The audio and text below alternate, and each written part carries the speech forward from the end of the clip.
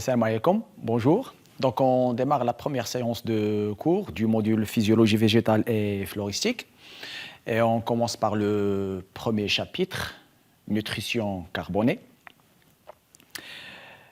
On va essayer d'aborder ce chapitre à travers des expériences historiques qui ont permis de mettre en évidence ce phénomène de photosynthèse. Puis, on va survoler le lieu de déroulement pour converger vers les étapes de la photosynthèse et puis détailler le mécanisme cellulaire moléculaire. Voilà. Donc, on démarre par cette expérience historique réalisée par Van Helmont, le Hollandais, et qui a pu mettre en évidence le caractère autotrophe des plantes. Donc, l'expérience est la suivante. C'est une expérience d'apparence très simple, mais si on le met dans son contexte historique, c'était une expérience, innovante.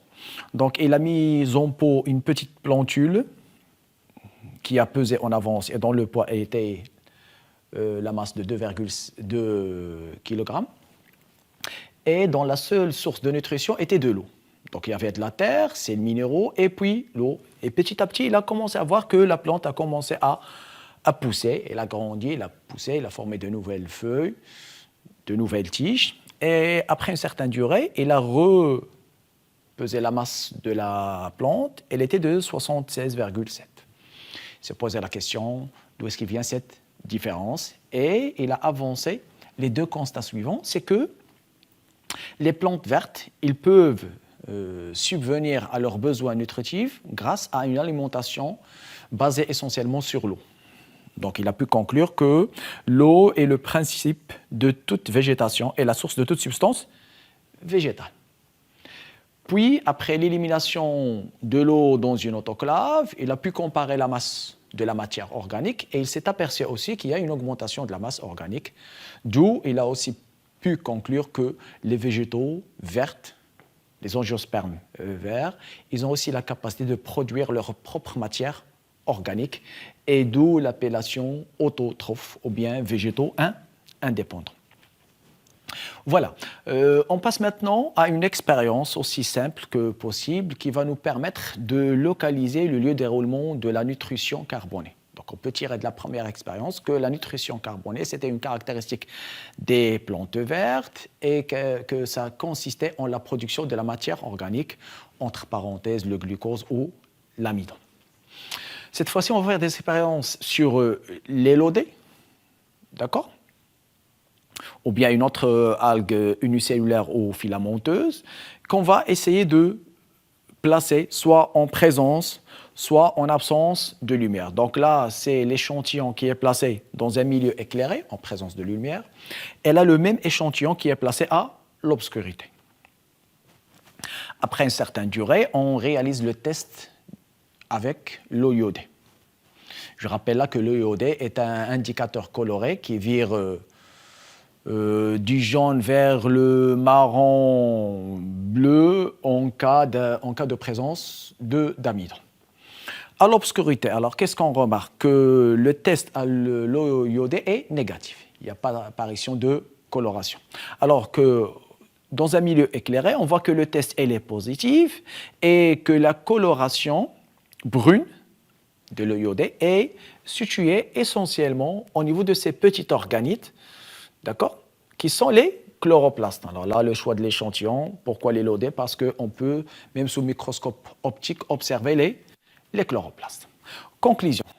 Deux choses essentielles se dégagent de ce document qui est très simple. Premièrement, c'est que la photosynthèse ne peut se dérouler qu'en présence de lumière, en comparant les deux résultats.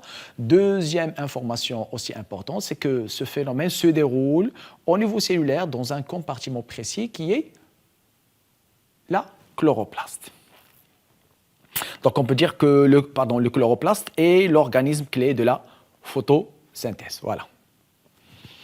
Essayons maintenant de voir en détail la structure et l'ultrastructure de cet organite. Là, je rappelle que la photosynthèse est la fonction essentielle des feuilles. Donc, chez les angiospermes qui sont adaptés à la vie terrestre, la feuille assure plusieurs fonctions, mais sa fonction essentielle et primordiale, c'est le déroulement de la photosynthèse. Donc, on passe par une coupe transversale au niveau de la feuille Là, on commence à voir les tissus. Vous avez tout ce qui est en vert, c'est le parenchyme. Sur la face supérieure, on a le parenchyme palissatique. Et sur la face inférieure, on a le parenchyme lacunaire. Ce que vous voyez là, c'est les ostioles, le lieu de la transpiration. Voilà. On prend des cellules de ce parenchyme chlorophylien et on zoome dessus sous le microscope électronique. Alors, qu'est-ce qu'on observe dedans? On voit qu'il y a les composants suivants. La première des choses, c'est que cet organite est protégé par deux membranes. Donc, il est entouré par deux membranes, il y a une double protection. Et dedans, on observe des empilements de membranes qui ont la couleur plus ou moins verdâtre. Donc là, sur un schéma plus détaillé, on voit la même chose. Vous avez vers l'extérieur les deux membranes. Entre les deux, il y a l'espace intermembranaire. Ça nous rappelle plus ou moins la structure de la mitochondrie. Et je vous rappelle là, ce que vous avez déjà acquis en cours de biologie cellulaire, c'est qu'au niveau de la cellule, il y a deux organismes qui ont une double protection, qui est la mitochondrie et le chloroplaste. Je vous rappelle aussi que cela est expliqué par la théorie endosymbiotique. Observation réelle en microscope électronique à transmission. Ça nous permet de mettre en évidence l'essentiel de cet organite. Donc vous avez à l'extérieur la double protection, l'enveloppe, n'est-ce pas?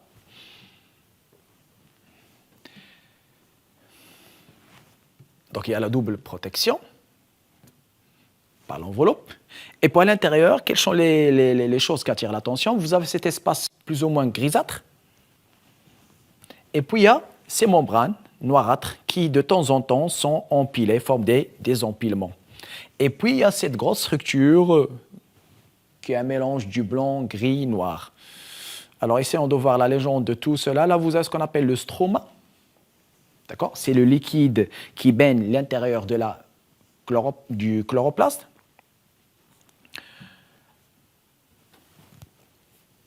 Je m'excuse. Alors, on était quelque part.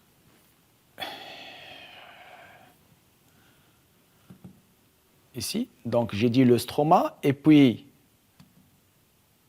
vous avez ce qu'on appelle les thylakoïdes. Ce sont ces petites membranes très fines. C'est le composant le plus important dans le chloroplaste. Et les thylakoïdes sont parfois empilés, ils sont regroupés. Ce que vous voyez là, c'est ce qu'on appelle le granat ou bien le granum. Par définition, c'est quoi un granum? C'est un empilement de plusieurs thylakoïdes. Et puis vous avez ce petit composé, bien ce petit élément qui est plus ou moins grisâtre. C'est l'équivalent de l'amidon. En fait, c'est ce composant qui a réagi positivement avec la matière, avec le test de l'eau iodée. Et ça nous rappelle, ça nous prouve que en fait, la photosynthèse se déroule à l'intérieur de cet organite. Voilà. Essayons de récapituler et de voir l'essentiel.